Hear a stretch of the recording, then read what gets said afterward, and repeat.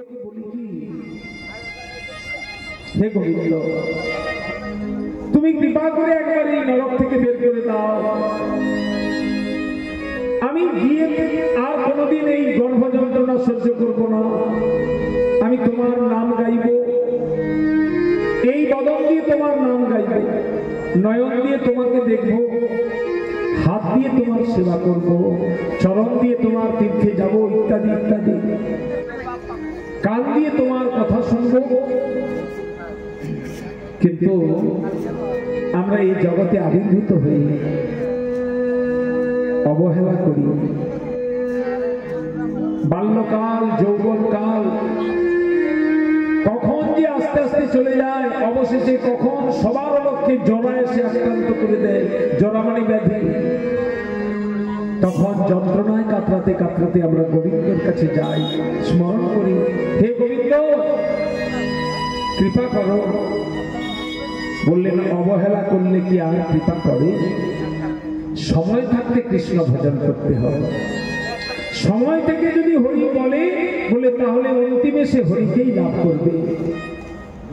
আর অসময়ে যদি হরিকে ডাকে আসতেও পারে, আবার নাও আসতে পারে। এই জন্য অবহেলা করতে না। সখীরে, তোরা পারবি না আমার জোড়া প্রেমটা, ভাঙা প্রেমটা জোড়া দিতে? বলে পারবো না কেন, আমরা তো প্রেমের কারিগর।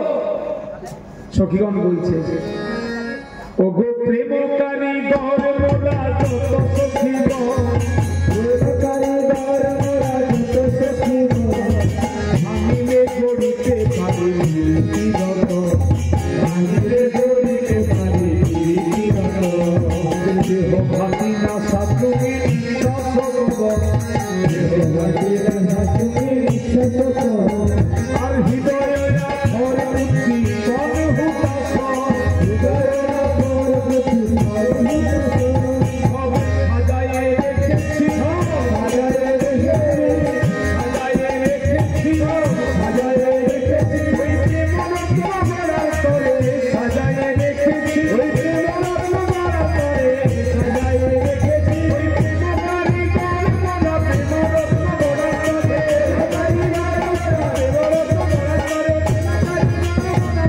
রত্ন মারা করে, সব সাজায়ে রেখেছি।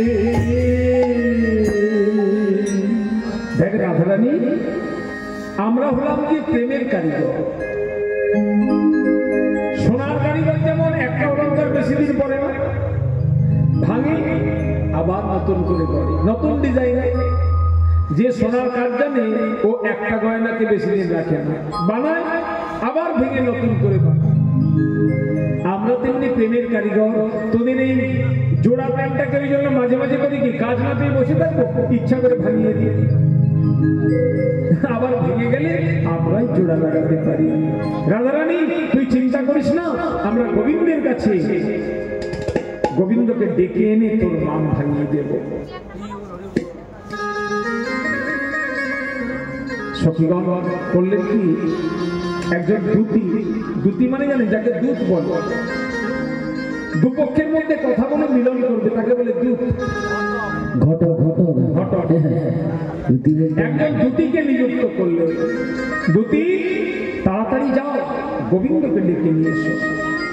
আজকে দূতি চলেছে কোথায়? গোবিন্দের অন্বেষণে।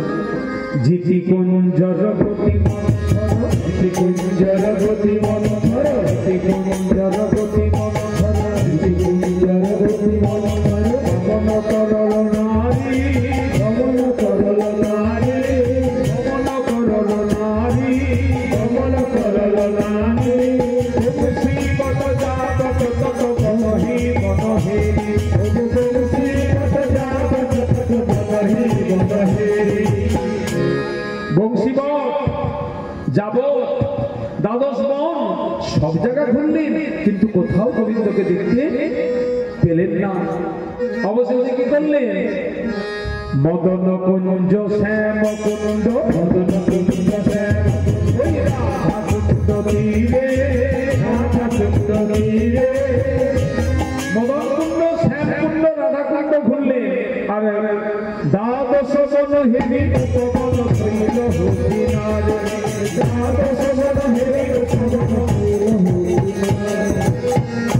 শ্যামকুণ্ড, রাধাকুণ্ড, মদনকুণ্ড, নারদকুণ্ড, দ্বাদশ বন, উপবন সব দেখলেন, কোথাও পেলেন না। অবশেষে দেখতে পেলেন কোথায়? ওগো যমুনার কূলে মূলে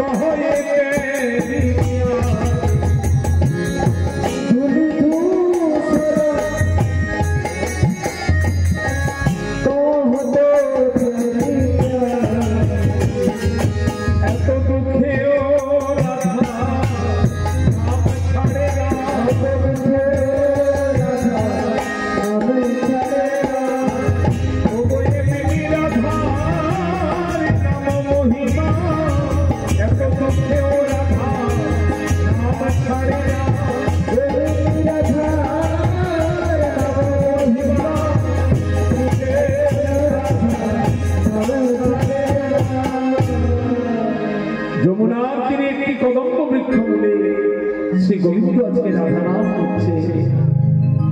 কেন বলে?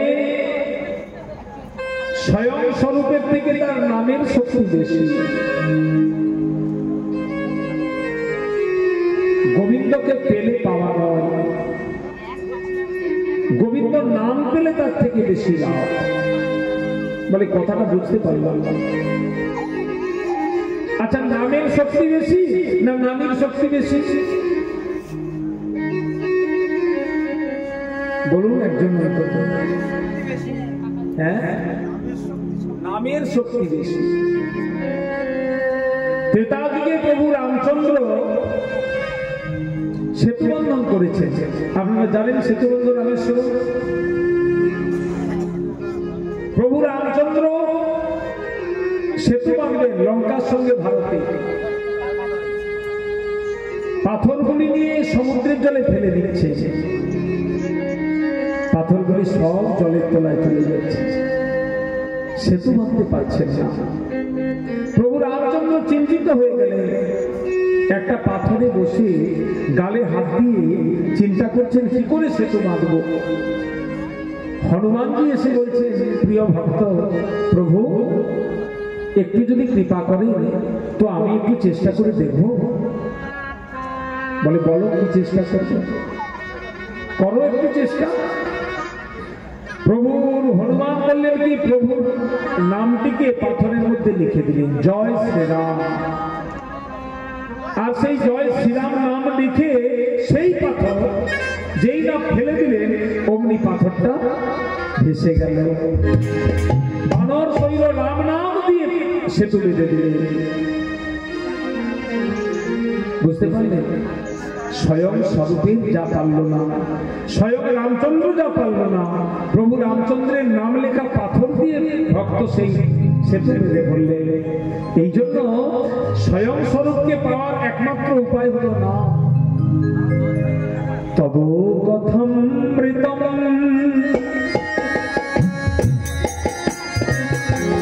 তত্ত্ব জীবনম কবিভীরিতম কলবসাপহম শ্রবণমঙ্গল শ্রীমদাপদম ভুবি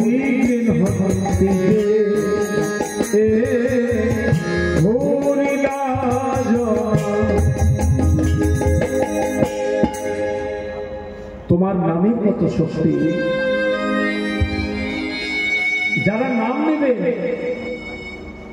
বললেন একটা লাভ নয়, একসঙ্গে অনেকগুলো লাভ হয়। এই জন্য মহাপ্রভু কলিযুগকে সেই উপদেশ করেছেন, অন্য কোনো উপদেশ করেন। ভক্তগণ সকলে মিলে একবার বলবেন হরে কৃষ্ণ হরে কৃষ্ণ হরে কৃষ্ণ হরে কৃষ্ণ কৃষ্ণ কৃষ্ণ হরে হরে কৃষ্ণ কৃষ্ণ হরে হরে হরে রাম রাম রাম হরে হরে।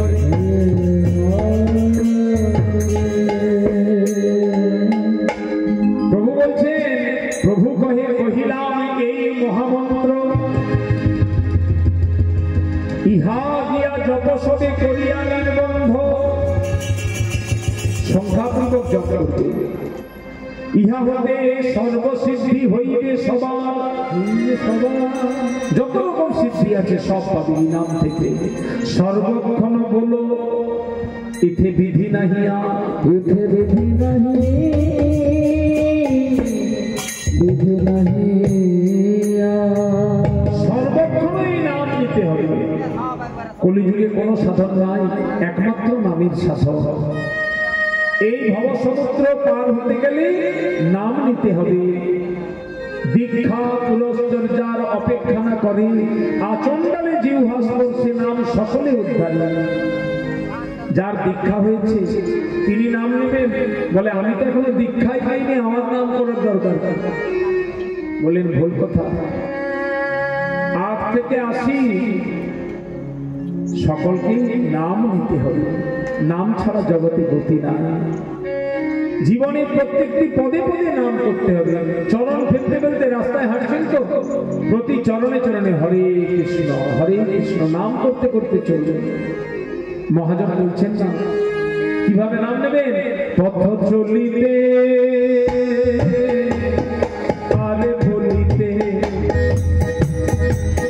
পথ চলিতে আরে বলিতে, তুমি গাহ গাহ কৃষ্ণ নাম হরি নাম মধু নাম। পথ চলিতে আরে বলিতে, তুমি গাহ গাহ কৃষ্ণ নাম হরি নাম মধুর নাম। পথ চলিতে আরে বলিতে, তুমি গাহ গাহ কৃষ্ণ নাম হরি নাম মধু নাম। হরি বলিতে পথ চলিতে আরে বলিতে, তুমি রাম রাম কৃষ্ণ হরি নাম মধুর নাম। সম্মুখে আধারাত্রি, তুমি যে পথযাত্রী। সম্মুখে রাত্রি, তুমি যে পথযাত্রী। সামনে আধার, ভয়ঙ্কর অন্ধকার। সেই অন্ধকারে কে সাথী হবে? কেউ সঙ্গে যাবে না। মৃত্যুর পরে কে যাবে? নাম আমাদের সঙ্গে। নাম যাবে আর আপনি যাবে, নাম যাবে আর আপনি যাবে, তাই বদন ভরে নাম করো ভাই। আপনি যাবে। বলো হরে কৃষ্ণ কৃষ্ণ কৃষ্ণ হরে হরে, হরে রাম হরে হরে। একমাত্র নামই নিতে হবে। শয়নে স্বপ্নে জাগরণে প্রত্যেকটি মুহূর্তে আমাদের নাম যেন সঙ্গ থেকে না ছেড়ে যায়, অভ্যাস করতে হবে। কেউ যদি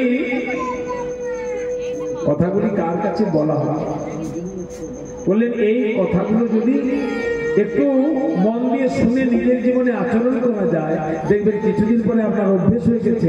আপনি যখন হাঁটছেন চলছেন, আপনার নাম হয়ে যাচ্ছে। মৃত্যুকালে যদি একবার নাম বেরিয়ে যায় মুখ থেকে, সঙ্গে সঙ্গে ভগবানের চরণ পাবে, অনন্ত পাপ চলে যাবে। অজামিলের চরিত্র ভাগবতে প্রমাণ দিয়েছে। মৃত্যুকালে যদি একবার নাম নেওয়া যায় ভগবানকেই তিনি প্রাপ্ত হবেন। অন্তকালেই চ মামিব স্মরণ রক্ষা করি বলম য প্রয়াতি সমদ্ভাবম জাতি নাস্তস্ত সংশয়।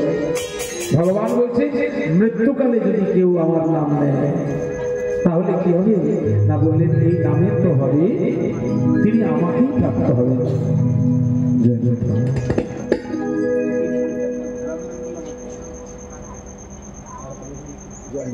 হ্যাঁ, শেষ করতে হইতে নাম নিতে নিতে গোবিন্দ আছে।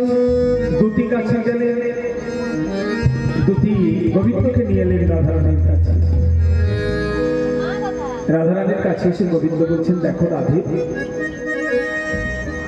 কি হয়েছে জানো, মান ভাঙানোর অনেকগুলো প্রক্রিয়া আছে। এখন যদি সত্যি কথা বলে যে কাল রাত্রিবেলা চন্দ্রাবলীর কুঞ্জে গেছিলাম, ক্ষমা করে দাও, তাহলে তো আবার ঘুরে মান হবে। তাই একটু রসান্তর করে দিলে। বলে কি হয়েছিল জানো, গত রজনীতে আসিতে পথে, গত রজনীতে আইতে পথে একটি যুবতী ধরিল হাতে, একটি যুবতী ধরিল হাতে, উলটা পায়েতে চলিয়া যায়, উলটা পায়েতে চলিয়া যায়, আবার নাকি রইয়া যায় কথাটি কথাটি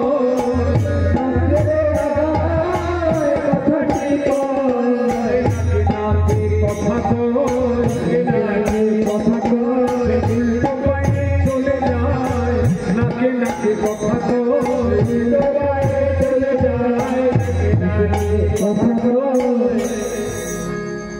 কি বলছে, নাকে নাকে কথা বলে, উল্টা দিকে পা করে হাঁটে, খনখনে কথা। মানে ভূত ধরেছিল, পিশাচ ধরেছিল আমাকে। আবার তার ঘর কোথায় জানো, জলেরও কান্ধারে তাহার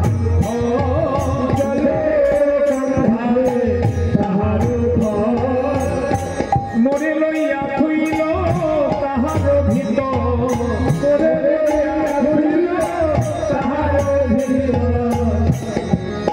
গোবিন্দ মিথ্যা বলছেন না।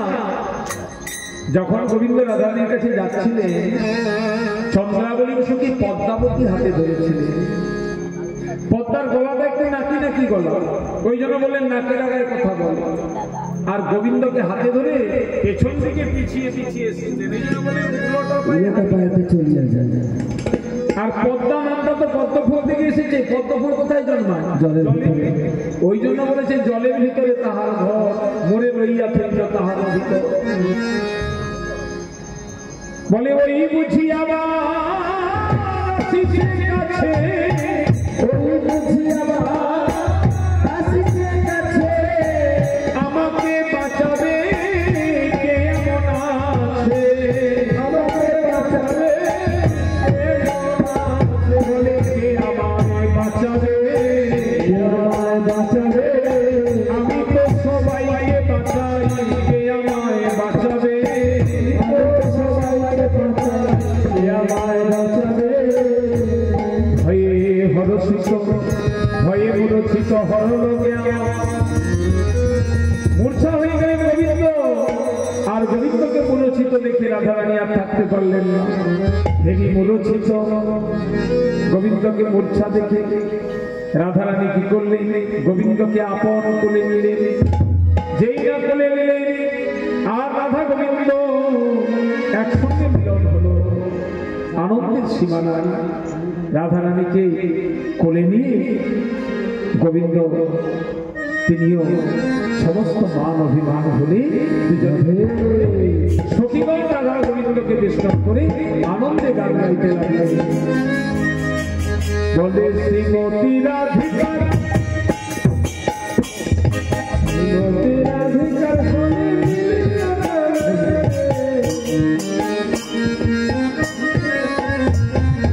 সুন্দর সুন্দর কথা কইয়া, শ্রীমতী রাধিকার মনে মিলিল কানাইয়া রে,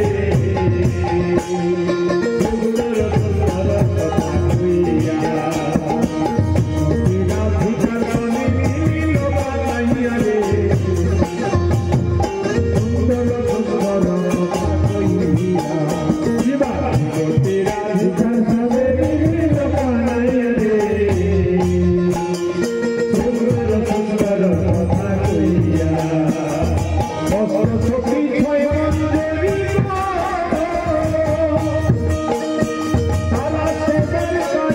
দিয়া